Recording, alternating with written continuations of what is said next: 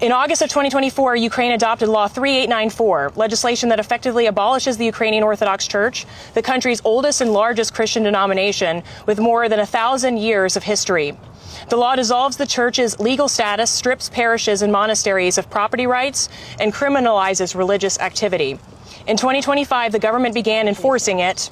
Legal experts warn this will lead to the rapid liquidation of the church. This is not about security. It is not about reform. Its effect and its purpose is to drive an entire church underground. Clergy have been detained, press-ganged into frontline services. Metropolitan Arseni has been in prison for over 18 months and denied life-saving medical care.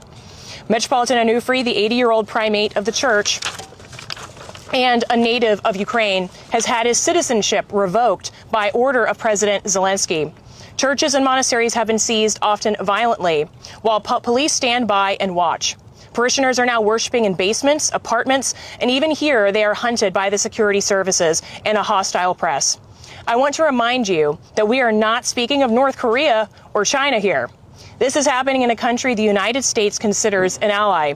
International concern has been broad and unmistakable, raised by the United Nations, the U.S. mission to the OSCE, human rights organizations, Christian churches around the world, and Pope Francis himself, who exclaimed, "Let no Christian church be abolished." Ukraine's survival matters, its sovereignty matters, but a nation cannot defend freedom while abolishing it at the same time. Religious freedom is not a luxury to be suspended during wartime. If anything, wartime is when it is needed most. So here's what we are asking. Suspend and repeal Law 3894. Demand the immediate release of Metropolitan Arseni and an end to the impressment of clergy.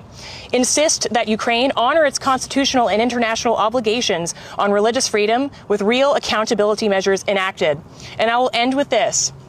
If Ukraine is to one day join the European Union, if it wants to remain aligned with the democratic world, if it hopes to retain the moral authority it seeks from its allies, then it must protect the rights of millions of its own people to worship in the Ukrainian Orthodox Church, because faith is not a crime, tradition is not treason, and religious freedom is not optional. Thank you.